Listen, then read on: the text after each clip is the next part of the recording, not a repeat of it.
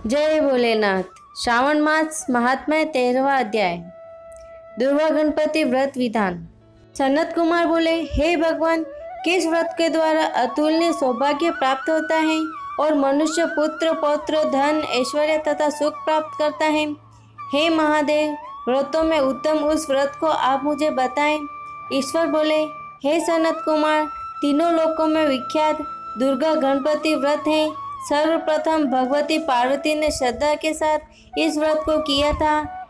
हे मुनि सत्तम, इसी प्रकार पूर्व में सरस्वती, महेंद्र, विष्णु, कुबेर, अन्य देवता, मुनिजन, गंधर्व, किन्नर, इन सभी ने भी इस व्रत को किया था। श्रावण मास की शुक्ल पक्ष की शुद्ध व महापुण्यदायिनी चतुर्थी तिथि को इस व्रत को करना चाहिए, क्योंकि उसी दिन सभी पाप समूह का नाश हो जाएगा। चतुर्थी के दिन स्वर्ण पीठासीन स्थित एक दंत गजानन विघ्नेश की स्वर्णमय प्रतिमा बनाकर उसके आधार पर स्वर्णमय दुर्वा को व्यवस्थित करने के पश्चात विघ्नेश्वर को रक्त वस्त्र से वेष्टित ताम्रमय पात्र के ऊपर रखकर सर्वतोभद्र मंडल में रक्त पुष्पों से अपामार्ग, शमी, दुर्वा, तुलसी, बिलपत्र, इन 5 पत्रों से, अन्य उपलब्ध सुगंधित पुष्पों से, सुगंधित द्रव्यों से, फलों से तथा मोदकों से उनकी पूजा करनी चाहिए और इसके बाद उन्हें उपहार अर्पित करना चाहिए। इस प्रकार अनेक उपचारों से भी गिरिराज पुत्र विघ्नेश की पूजा करनी चाहिए। इस प्रकार कहें, सुवर्ण निर्मित इस प्रतिमा में मैं विघ्नेश का आह्वान करता हूँ। कृपा निधि पधारे। इस सुवर्णमय सर्वोत्तम रत्न जड़ित सिंहासन को मैंने आसन के लिए प्रदान किया है, इसलिए विश्व के स्वामी इसे स्वीकार करें। हे उमासुत, आपको नमस्कार है। हे विश्वव्यापिन, हे सनातन, मेरे समस्त कष्टों को आप नष्ट कर दे। मैं आपको पाद्य समर्पित करता हूँ। गणेश्वर देव, उमापुत्र तथा मंगल का विधान करने वाले को यह अर्घ्य प्रदान करता हूँ।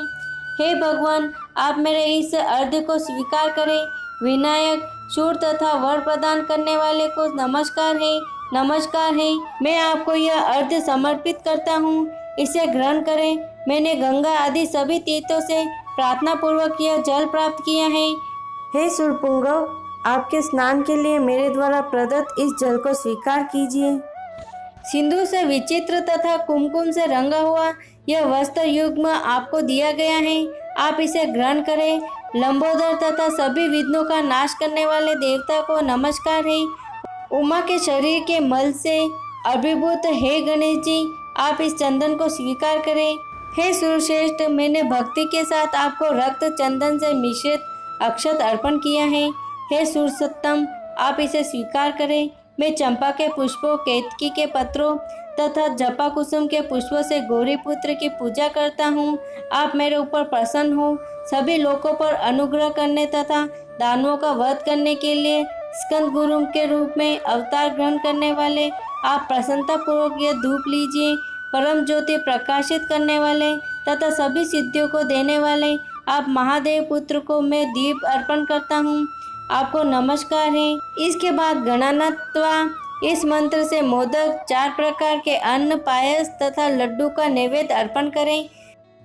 मैं आपको मुख शुद्धि के लिए आदर पूर्वक कपूर, इलायची तथा नागवल्ली के दल से युक्त तांबूल आपको प्रदान करता हूँ। हिरण्यगर्भ के गर्भ में स्थित अग्नि के सुवर्ण बीज को मैं दक्षिणा के रूप में आपको प्रदान करता हूँ, अतः आप मुझे शांति प्रदान कीजिए। हे गणेश्वर, हे गणाध्यक्ष, हे गौरीपुत्र, हे गजानन, हे इबानन, आपकी कृपा से मेरा व्रत पूर्ण हो। इस प्रकार अपने सामर्थ्य के अनुसार विघ्नेश का विधिवत पूजन करके उपस्कर निवेदित सामग्री सहित गणाध्यक्ष को आचार्य के लिए अर्पण कर देना चाहिए। उनसे प्रार्थना करें, हे भगवान, हे ब्राह्मण, दक्षिणा सहित गणराज की मूर्ति को आप ग्रहण कीजिए। आपके वचन से मेरा यह व्रत पूर्णता को प्राप्त हो। जो मनुष्य 5 वर्ष तक इस प्रकार व्रत के उद्यापन को करता है, वह वांछित मनोरथों को प्राप्त करता है और देहांत के बाद शिवलोक को जाता है। अथवा 3 वर्ष तक जो इस व्रत को करता है, वह सभी सिद्धियां प्राप्त करता है। जो व्यक्ति उद्यापन के बिना ही इस उत्तम व्रत को करता है, विधि के अनुसार भी उसका जो कुछ किया हुआ होता है वह सब निष्फल हो जाता है। अब उद्यापन विधि बताई जाती है। उद्यापन के दिन प्रातःकाल तिलों से स्नान करें। इसके बाद व्यक्ति एक पल या आधा पल या उसके भी आधे पल को स्वर्ण की गणपति की प्रतिमा बनाकर पंचगव्य से स्नान कराकर भक्ति तथा श्रद्धा के साथ इन 10 नाम मंत्रों से दुर्वादलों से सम्यक पूजन करें। हे गणाधीश, हे उमापुत्र, हे अधनाशन, हे विनायक, हे ईशपुत्र, हे सर्व सिद्धि प्रदायक, हे एकदंत, हे इभव वस्त्र, हे मूषक वाहन, आपको नमस्कार है। आप कुमार गुरु को नमस्कार है। इन नाम पदों से पृथक पृथक पूजन करें।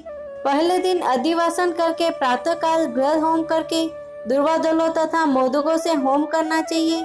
इसके बाद पूर्णाहुति देकर आचार्य आदि का विधिवत पूजन करना चाहिए और घटतुल्य थनों वाली गाय का दान अपनी सामर्थ्य के अनुसार करना चाहिए।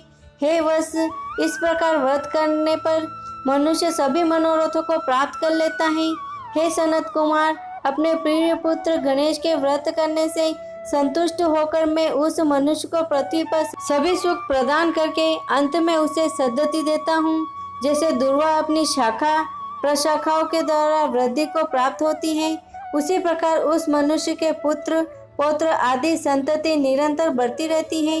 हे सनत कुमार, मैंने दुर्वा गणपति का यह अत्यंत गोपनीय व्रत कहा है। सुख चाहने वालों को इस सर्वोत्कृष्ट व्रत को अवश्य करना चाहिए। इस प्रकार श्री स्कंद पुराण के अंतर्गत ईश्वर सनत कुमार संवाद में श्रावण मास महात्म्य में दुर्वा गणपति व्रत कथा नामक 13वां अध्याय पूर्ण हुआ। जय भोलेनाथ।